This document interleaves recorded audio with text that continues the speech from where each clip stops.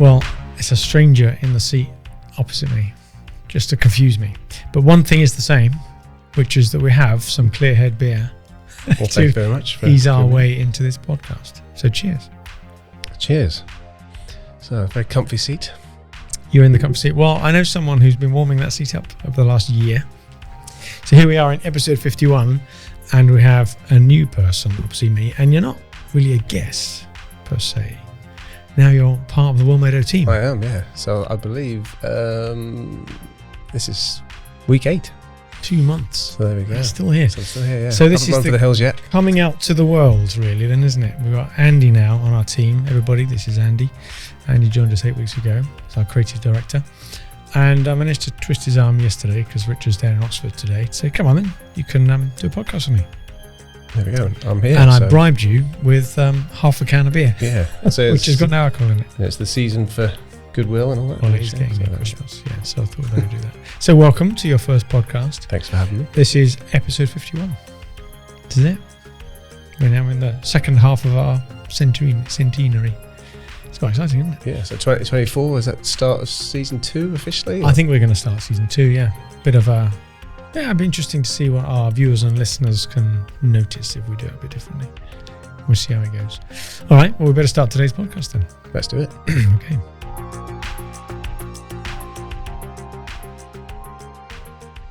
Hello and welcome to another episode of the SME Growth Podcast, episode 51, no less, from Wellmeadow here in the West Midlands. I'm Dave Parry, and with me today for the first time ever, his podcast debut with Wellmeadow and the SME Growth Podcast is Andy Hodnett. Hi, Andy. Thanks for having me here today, Dave. I'm looking forward to it. So officially my debut. Have you done other podcasts before, or is this your worldwide debut? Well, I'm going to actually sort of confess that I'm not really a podcast enthusiast, to be fair. So this might change. This could bring you in as a listener as well as now a producer. What would you call us? Are we presenters? I don't know. Maybe, whatever we are. We're waffling honourers. Anyway, that's what we do in our podcast. So every week we try and come up with subjects of general interest to companies who are looking to grow their businesses, and not just steadily, a couple of percent. We're talking about those businesses that want to double the size of their business in a few years. So if you're one of those owners or managers in one of those businesses, or you know someone who is, then you've come to the right place. Now, today we're going to cover a bit of business news. It's just come out, so we'll cover a bit of that. And then the subject for today is going to be about branding, and I know this is something that is very close to your heart, Andy. Most definitely, yeah. So in the question of sport parlance, you're playing home on this one. This is definitely your specialist subject. It certainly is, yeah. Rather than playing away. So looking forward to having a bit of a chat about that. So we'll come back to that in a minute. So let me just round up a bit of business news first in our new format where we're trying to do a bit of that. So one thing that's hit the news today on the day of recording is the latest growth figures have just come out for October, come out this morning, and it's surprised the markets and the forecasters because there's a bit of a drop. So 0.3% drop in October, following a small rise in September. So I think it's bouncing around a bit. What does amuse me is how the journalists all cling on to these numbers and pretend to have some sort of sagely insight. And they write this really in-depth article of, oh, this means that and this means that. And I don't think they've got any more of a clue than... So I seem to remember this same story more or less this time last year as we approached the new year. So...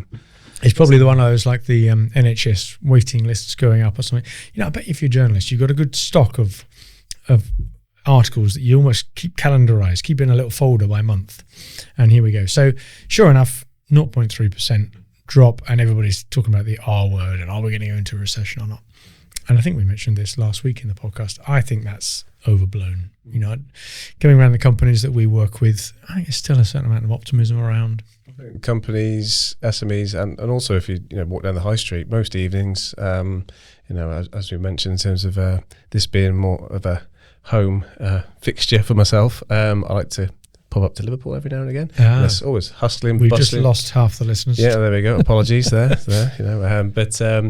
Restaurants seem to be booming and you can't get places. So yeah, in terms of the R word, I think it's just, as you say, one of those things that journalists like to bring out every now and again. Yeah, it sells papers, I suppose. I also read a headline in one of the SME websites that the way they word it is a good insight, actually, of how journalists draw you in on a headline, which then disappoints when you read the article.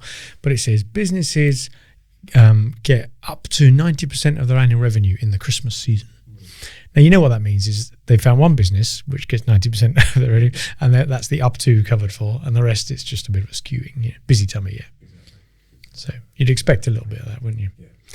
So, but as we reported last week, Germany were in negative territory as well. Remember we were talking, weren't we, about exports and imports being down quite a lot. So it's all driven by the world economy and lots of things. But I think generally speaking, our clients optimistic. We've got a good few meetings going on at the moment, actually. I think very lots lined up, lots already bubbling along. So I'm most definitely looking forward to 2024 and what that brings. So and the challenges that are there will there's always challenges there, aren't there? Yeah. But maybe it's self-selecting group, but we certainly have quite a few companies that we deal with that are looking at growing pain, the challenges of growth rather than the opposite. The recruitment problems we've talked about before, maybe financing and funding, that's a part of it. Even around the marketing side that we help them with on the leads, it's a competitive market. So that's all that. The other thing that I found in the news, now this may have escaped your attention, and what was bizarre about it is that the story is about the Federation of Small Businesses, the FSB, and they are in the news, but the news of them isn't on their website. They've missed a trick there, haven't they? They've got this weekly newsletter thing on their website, and they haven't got today's news, in which they are the key player, because they have issued a super complaint to the Financial Conduct Authority. Now, that's a pretty major thing to do on behalf of all small businesses, and they're complaining about the harsh lending practices of banks, where they get business owners to sign up to personal guarantees, and then they hold them over a barrel with it. Now, that's a good thing. I've seen that not being received very well, and I know lots of business owners that have had to sign up to personal guarantees. It's a horrible thing. You've got to go home and talk around the kitchen table with family, the spouse anyway, and are we prepared to do this? Really horrible thing. So I applaud them for giving it a go, but the side story of it was I went straight to the FSB website to read more about it, and they haven't got it on there. I thought, what a great chance for them to have got some amazing traffic and kept me on the website. So if anybody from the FSB is listening, give us a ring. We'll help you sort out how you do your website. Unless it was intentional. Yeah, maybe. Well, it's got me talking about them. That's an interesting point. Was it a bluff or a double bluff? So that's what we're going to do this week on business news, because we want to spend a bit of time talking about branding, don't we? Guidelines, brand book. Brand Bible. Well, now that's the first time we met. You really got my interest going on this one, because you said, we need to refresh them. I'm coming along to Wellmeadow, we'll redo the brand guidelines, and I wonder if I had a typical reaction to that some of our business owners clients might have. Yeah, sure, we need to do that. You're right, that's the right thing to do. I want to make sure that everybody knows which colours and fonts to use and how our logo is used and all that. And that was kind of how far I thought maybe brand guidelines went. It was a very practical, statement of how we should do stuff. But then when you showed me what you did, it was quite a lot bigger than that. In fact, a lot bigger than that. So tell me about some of the other things. Yeah, well, I think there's a lot more to it, as you've already said, and I think it goes down to how the company talks, not necessarily how the logo looks, the colours, etc. So the tone of voice, mission statements. Something that can bring everybody all the way down to the shop floor, not necessarily management, onto the same way of thinking. And with that as well, consistency will roll through templates, letterheads, even vans, say if you've got a company van.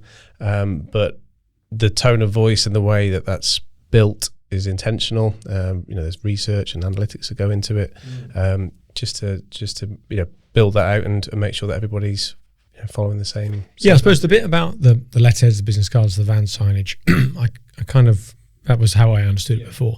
The bit about the tone of voice in a broader sense, rather than the metaphorical sense of, how does it look?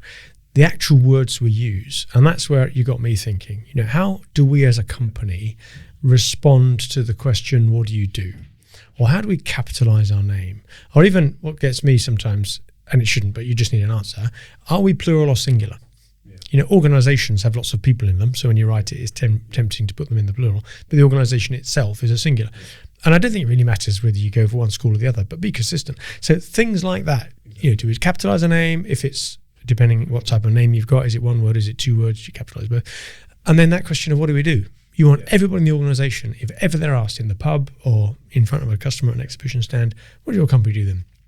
Wouldn't it be great if they all said the same thing? Yeah, I suppose it's almost being proud to sit in the pub. Say if you wear a uniform, or obviously we're more business attire here, but to actually be proud to have your badge, your logo on your top, your hoodie, or whatever it might be, a bit of merch, and you actually be proud to actually sit there and show that off. Yeah. So yeah, it is an interesting one, but I think with brand consistency, it brings a competitive advantage as well against your competitors. So just making sure that as I've already mentioned, all the way through all of your materials, that you're convincing, you actually care, you're trustworthy, and reliable in that sense as well. Yeah. Now, when you talk me that, once again, instinctively, there's got to be a benefit. Yeah, surely brand consistency is a thing. But I think most business owners regard that as almost a bit of housekeeping that the marketing department does. Just make sure that everybody's got their company PowerPoint presentation templates at the ready, and that the business cards have all been all that sort of stuff. But you took that to another level. It showed me some research where it's been shown that it's got an actual bottom line effect. Which I would have thought that's quite surprising to prove, but someone has. Yeah, I just coming across some research recently from Lucid Press, who are also known as Mark now, and they stated on there that revenues could increase 10 to 20% roughly if the brand consistency is done properly and throughout. And that's some research that they did across different companies, either with or without brand consistent messaging. Yeah, I think also with that, it just when you are looking at putting more content out there, which I think, again, in recent years, companies are doing a lot more. I think it's roughly 80% of companies of content is being pushed more. So at the same time, all those elements, whether it's video, social media, ebooks, advertising in general, if the dots don't join together, that sort of affects that as well. And it's to something. This is a project we had earlier in the year, late summer, and we had to produce an awful lot of content, quite tight deadlines. Team pulled around, great effort by all involved. But it's where you had to leverage the content production across a broader team, and without this sort of very strong voice, this tone, this not just let's say colours, fonts, that sort of thing, but there's a lot more to it than that. How does this company talk? Do we have a profession here? Are we cheeky, chappy? Are we what's the style? And without that, how do you get lots of people to all write content and make it look as if it's coming from the same company? It also helps the approval process as well. So when you receive a brief from a client, they might, if they've got just a brand guide of this is my logo, this is the font, these are some colors we use, these are some shapes. When it actually comes down to actually putting that together in something meaningful, if there isn't actually that initial outlay, it becomes a bit, where do we go with this? Where do we start with this? And if it's all there in black and white, or full color, and it's various colors, you can make a start on that project, move it forward, and then you've already ticked the boxes with the customer, and it just speeds that up as well in the end. And it went. We found that because we had quite a lot of video content as well as written and imagery content, still imagery, that was yet another example of where the brand guidelines have to get that bit more expansive than I would have imagined before. So even things like on a video, and you have the bottom thirds, as they call it, or the title of somebody, the name of someone coming in. There's 1,001 different ways of doing that, and you don't want every video to look different. So if you have the company logo presented in a certain way, where does it animate? Does it come in or not? If you have someone's name, is it all caps? Is it on the left, on the right? Is it underlined? Do you have the title underneath it? All these sort of subtleties that to your average viewer, if it's done well, it's invisible because it's just done so well. But you realise only when you haven't got these guidelines that you end up having loads and loads of revisions back and forwards because no one's actually written down how should this look. Yeah, so I think it's definitely key, and I think for ourselves moving forward, which we're currently looking at, and new clients, future clients, if they haven't got a brand book or brand guidelines, it's most definitely something that we'd be very much interested in looking at as well. parallel with the content creation. Yeah, well, I think just more than very much interested in, we'd probably build it in anyway as part of the standard process, because without it, it hampers us as a partner, as an outside partner. And actually, it's not just because we're outside. Even internally, without it, you could have different people creating content and it would just look all over the place. Exactly. And I think at the moment, the trends with branding in general tends to have a digital first approach. So before COVID actually happened, the sort of big players out there like Google, eBay, etc., they'd already seen this coming. So they refined everything. So a lot of the fuss that used to be associated with logos and branding maybe 10 years ago or so, they sort of stripped right back. So you mean fussiness in terms of the look of a logo? Yeah, look of the logo, so drop shadows, sort of that sort of glossy effect, that bevel and emboss thing people used to do years ago. Stripped right back, very bold, very clear, very concise, so that when you're on your phone, again, mobile first approach as well, the design, the way you read through the content, it's a lot easier, a lot cleaner, and again, going back to the branding, it's just easier to be associated with rather than anything a bit too fussy. And to the point where people are actually redesigning the logos or simplifying maybe the logos. So rather than a big sort of flourish on it or whatever. That's quite interesting, isn't it? So there's that. And why did you say that was around COVID then? What was the link as to why that triggered it? Yeah, so what happened over COVID, obviously a lot of people were sitting at home, working from home. I think Netflix was one of the most used apps at the time. And the big players out there just started to redefine where they were. All their target audience, their customers were very different. They'd moved forward. And I think that's the way we are at the moment. And it's going to continue to go that way. It's funny, isn't it? I wonder how many other unintended or slightly off the wall consequences there will have been when we look back on this 10 years time. Say, well, it's COVID that did that. Didn't realize it at the time, but it just changed our view, like working from home we've talked about. But even such things as the simplicity of a logo design has been influenced by it. So I've been taken in by that. I love that. And you were telling me as well about some examples where you can actually see the change relatively recently. Yeah, I think I just mentioned a few of them, but I actually bank with Nationwide, and I have done for a number of years, and they've actually gone to town with their rebrand, but it's actually the first time in almost 40 years, so almost as old as myself. And but they've still kept the sort of traditions in there and the fundamentals. So they've still got the sort of the house sort of icon that they used traditionally, but it's stripped right back. It's just Nationwide. I think it's all lowercase now rather than an uppercase N. The Building Society text has been dropped. Bolder colours, but I think they just, again, in their marketplace, they're trying to look different and sort of, again, go against the bigger players and just look more forward thinking and refining their message, their overall message to their clients. And it's, again, across the board. They've had a new app. Email templates are completely different. TV advertising, the messaging that they're getting through. Do you think that's partly because people talk about Nationwide using just that word rather than calling it the Nationwide Building Society? Is it just become a name that? Yeah, again, it's just a stamp, I suppose, isn't it? That brand. I remember, a bit older than you, I remember when Sainsbury's wasn't called Sainsbury's, it was called J. Sainsbury. Yeah. And on the front of every shop it said J. Sainsbury because that was his name. But everybody called it Sainsbury's. And then they must have made a decision at one point saying, well, come on, this is daft. Everyone calls us something else. Let's call it that. So they changed their logo to reflect what everybody's calling it. And it was a bit simpler at the time. I suppose it's a bit similar to when Facebook first came out as well. I think it was originally called The Facebook. Oh, was it? I didn't know that. Yeah, The Facebook. So they were advised just to drop the, and Facebook as a statement is just a bit more powerful and a statement rather than. Well, I had to think of that the other day because we've taken the momentous decision of giving this podcast its own website, which it's grown up. It's now become a thing, and I had to decide on domain names. Do I go for the SME Growth Podcast or just SME Growth Podcast? So I went for the one without the. So you dropped it. There you go. Shorter the better. You're influenced without even knowing about it. Yeah. See, I must be just following the trend.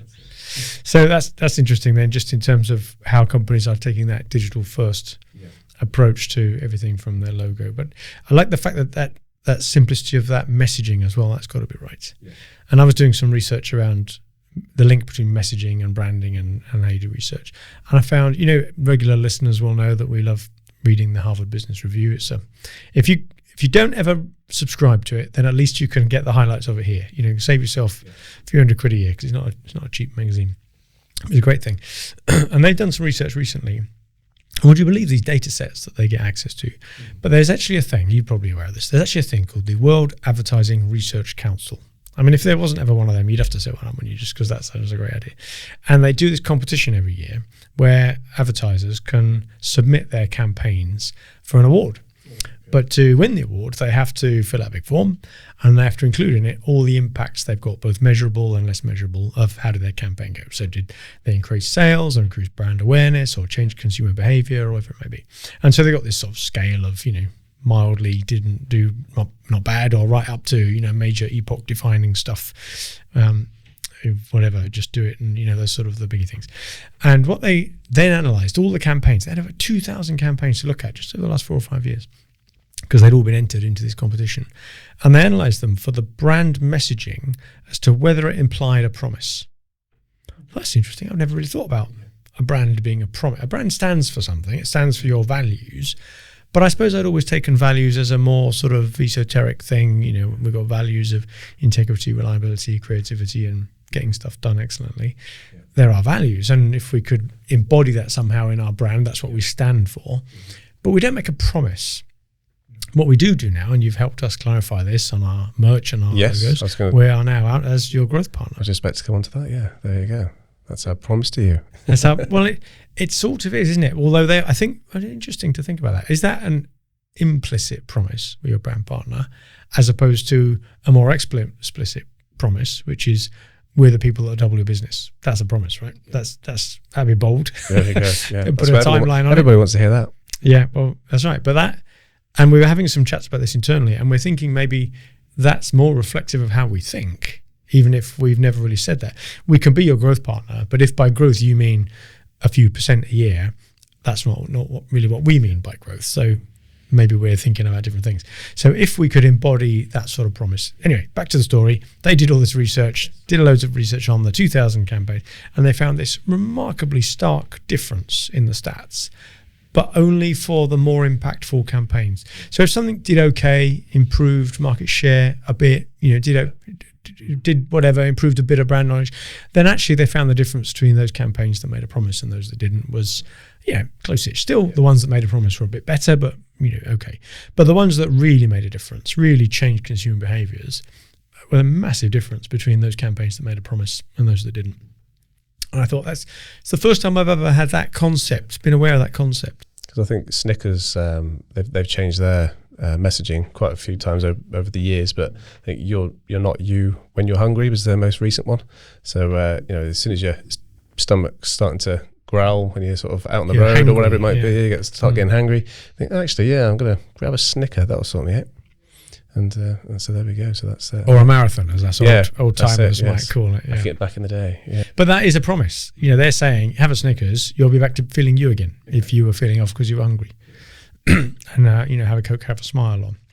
These things imply there is a definite, tangible consequence of you consuming our product or taking advantage of our service. Yeah, interesting. So, and that's as always with these things. The examples relate to really big companies. And our challenge is to translate it to something relevant to SMEs, isn't it? Mm-hmm. But that would be really fascinating now to go around the various clients that we know and companies that are their competitors maybe and say, who's making the promises really? Yeah, that's it. Well, there you go. That's food for thought. Pardon. It is. On the Snicker there. Yeah, I like we're doing that. Yeah, good. So what else could we talk about on branding then? What's the trends, do you think? Yeah, I think as we approach the end of another year, just sort of looking around, see what again, the sort of larger companies, PLCs are doing, and even the sort of design houses that are out there. And I think a lot of it's going to be more sort of impactful typography next year, and trying to be a bit different in that respect. So maybe again adding a different promise to what the consumers and clients expect to see. What do you think the promise or the subtitle, if you like, to the logo, is that often the tagline or the slogan? Yeah, the slogan. So you don't have to change the actual logo. No, I think, and then depending on what the use is, they can be seen together. But again, that goes back on the brand guidelines in terms of what the limitations are or what you can do and what you can't do. It's almost that sort of secondary message, whether it's in the footer, on the back of a hoodie or whatever it might be. But I think it has to have that clear relationship, look as as a brother or sister partner to the logo. I think it's definitely something that helps hang it all together. Do you think it's okay then for a company to tinker with its logo, or are you almost undermining the values within it because if it's changing too frequently? Yeah, I think it moves with sort of fashions and trends, I suppose, in terms of the logo itself. But sometimes a refresh can do it. Dropping a icon that might be with it, or secondary text that maybe describes the company, but not necessarily as a slogan. So you wouldn't necessarily advocate wholesale change where the thing is becoming unrecognizable from what it was before.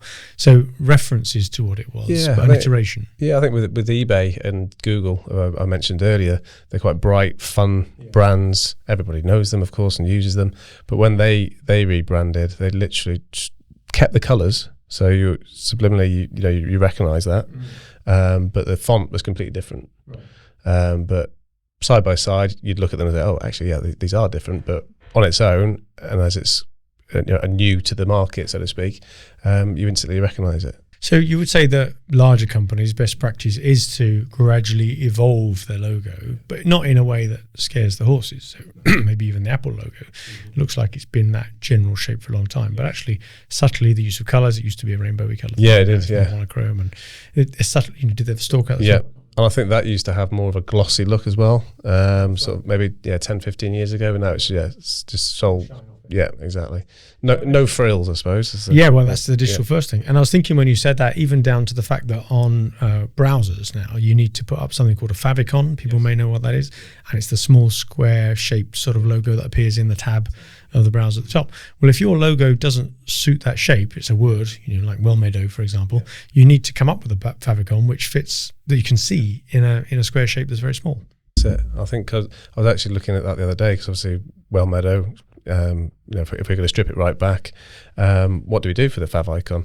And actually, I think I just had a look to see what other words out there start with W, and brands, what they're doing. And I actually looked at Wikipedia. That was the first one that came up as I Googled, and they simply just use the W from their logo. But when you see it as a fav icon, it's the same font that Wikipedia used. So you recognise it, yeah. So the font is so important in something like that, and the colours, I suppose, around it.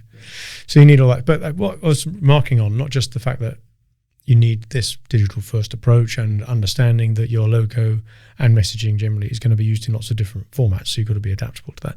But if larger companies are just more used to the fact that their logo gradually evolves over time, almost imperceptibly, you wouldn't recognize the Facebook now from what it was, back then and all that, and it's changed enough over time.